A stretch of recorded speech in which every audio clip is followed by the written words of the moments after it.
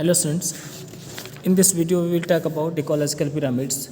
Ecological pyramids क्या होते हैं, किन्हें कहते हैं? तो जो इकोसिस्टम है इसमें बायोमास, नंबर और एनर्जी,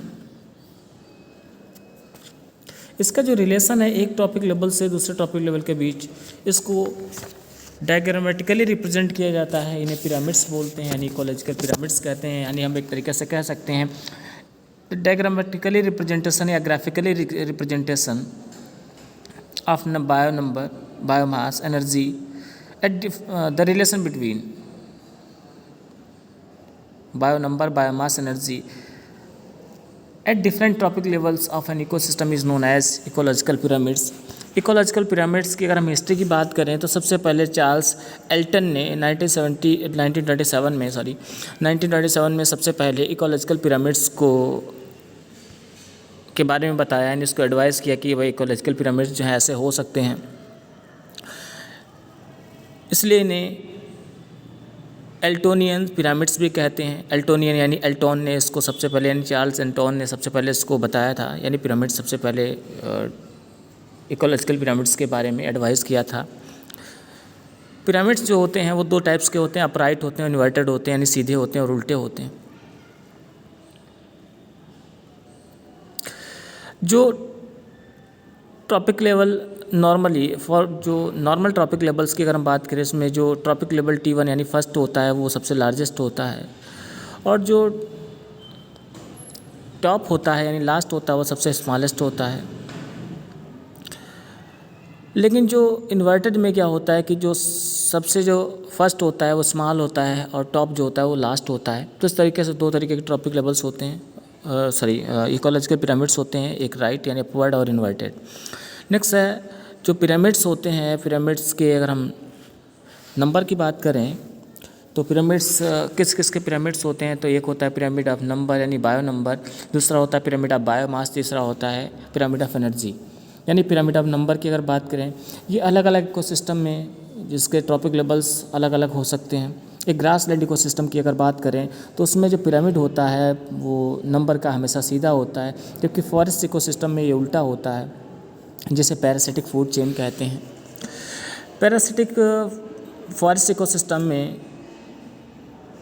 सेकेंडरी कंज्यूमर जो हैं वो लाइस या टिक्स जो होते हैं, जो बर्ड्स के ऊपर रहते हैं वो होते हैं, और जो प्रोड्यूसर होते हैं वो ग्रीन प्लांट्स होते हैं, यानी ग्रीन प्लांट्स के ऊपर बर्ड्स बैठे रहते हैं, बर्ड्स के ऊपर लाइस होते हैं यानी माइक्रो ऑर्गेनिजम्स होते हैं। तो इस तरीके से जो सेकेंडरी कंज्यूमर्स होते हैं उनकी नंबर ज़्यादा होती है, तो पिरामिड जो है हमेशा इन्वर्टेड होता है।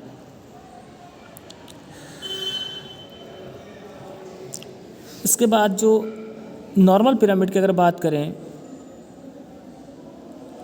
जैसे एक ग्रासलैंड में, तो उसमें प्राइमरी कंज्यूमर जो है वो हार्निवोरस एनिमल्स होते हैं, उनको खाने वाले कार्निवोरस एनिमल्स कम होते हैं, उनको खाने वाले टॉप कार्निवोरस कम होते हैं। इस तरीके से ये पिरामिड जो होता है वो अपराइट यानी सीधा होता है।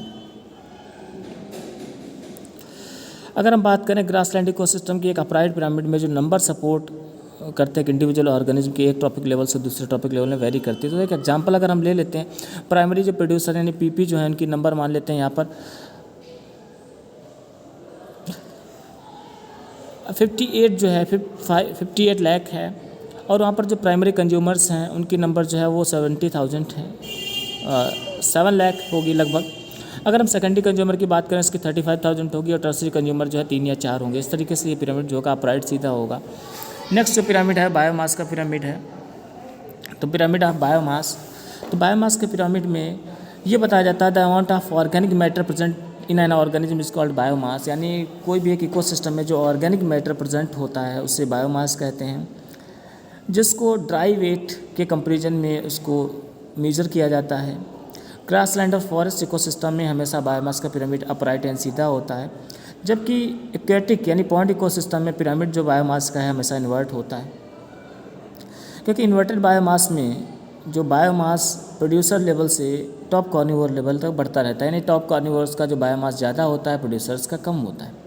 लेकिन ग्रासलैंड और फॉरेस्ट इकोसिस्टम में ऐसा नहीं होता है, प्रोड्यूसर्स का बायोमास ज़्यादा होता है और कंज्यूमर्स का बायोमास कम होता है, यानी प्राइमरी सेकेंडरी टर्सरी ऐसे कम होता चला जाता है।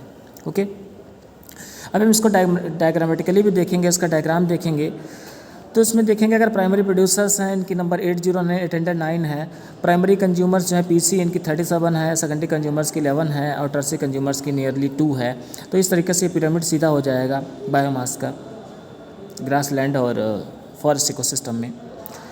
Next is pyramid of energy. तो एनर्जी के पिरामिड की बात करते हैं। एनर्जी का पिरामिड हमेशा सीधा होता है, चाहे वो कोई इकोसिस्टम हो, चाहे ग्रासलैंड हो, चाहे एक्वेटिक यानी पॉन्ड इकोसिस्टम हो, चाहे सी वाटर इकोसिस्टम हो, चाहे वो आपका डिजर्ट इकोसिस्टम हो। सारे के सारे इकोसिस्टम में जो एनर्जी का पिरामिड है हमेशा अपराइड होता है, इन्वर्टेड कभी हो ही नहीं सकता, क्योंकि एनर्जी का जो फ्लो होता है वो एक टॉपिक लेवल से दूसरे टॉपिक लेवल में हमेशा यूनिडायरेक्शनल होता है। यानी हम एक बात करें कि एनर्जी का जो फ्लो होता है वो हमेशा यूनिडायरेक्शनल होता है।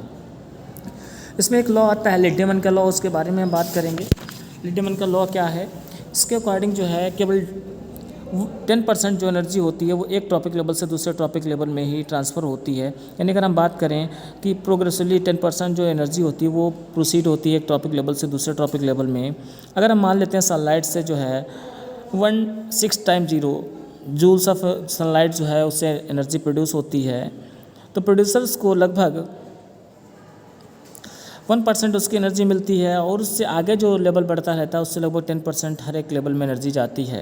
यानी प्लांट्स को अगर 100 जूल मिलती है तो उनको खाने वाले हार्बिवोर्स को 10 जूल मिलेगी और उसके आगे खाने वाले जो प्राइमरी कंज्यूमर्स उनको 1 जूल है, उसके बाद अगले वालों को 0.1 जूल। इस तरीके से जितनी फूड चेन लंबी होगी उतनी कम एनर्जी पहले से लास्ट वाले टॉपिक लेवल में पहुँचेगी। ओके, तो डिफरेंट पिरामिड्स हैं, इनको आप देख सकते हैं। पहला जो ए पिरामिड है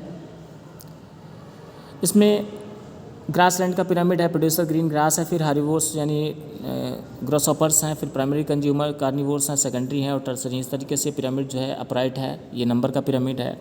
और फॉरेस्ट का जो पिरामिड नंबर का है वो इन्वर्टेड है। फिर इसके बाद एक तरीके से देखेंगे कि जो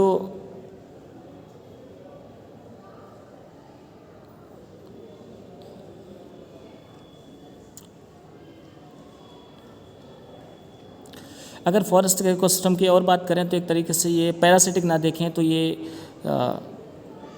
एक तरीके से टेट्राहेड्रल टाइप का बन जाता है पिरामिड।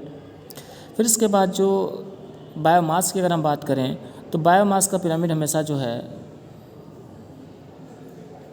वो डिजर्ट जो एक्वेटिक का उल्टा होता है, बाकी ग्रासलैंड और फॉरेस्ट का दोनों का सीधा होता है ना। अब हम बात करेंगे एनर्जी फ्लो के बारे में, तो नेक्स्ट वीडियो में हम डिस्कस कर देंगे एनर्जी का फ्लो क्या होता है। इसमें थर्मोडायनेमिक्स के जो लॉ हैं उनके बारे में बात करेंगे। थर्मोडायनेमिक्स का फर्स्ट लॉ क्या है, सेकंड लॉ क्या है। हालांकि मैंने लिड्डेमैन के बारे में बताया कि लिड्डेमैन ने एक बताया था 10% लॉ। 10% लॉ के अकॉर्डिंग क्या होता है, only 10% energy will transfer from one trophic level to another trophic level in an ecosystem. यानी फूड चेन में केवल एक लेवल से दूसरे लेवल पर 10% एनर्जी ट्रांसफ़र होती है। इस तरीके से फूड चेन जितनी छोटी होगी उतनी ज़्यादा एनर्जी पहले से लास्ट वाले को मिलेगी, यानी प्रोड्यूसर से लास्ट कंज्यूमर को मिलेगी, और जितनी जो लंबी होगी उतनी कम एनर्जी लास्ट वाले को मिलेगी। ओके।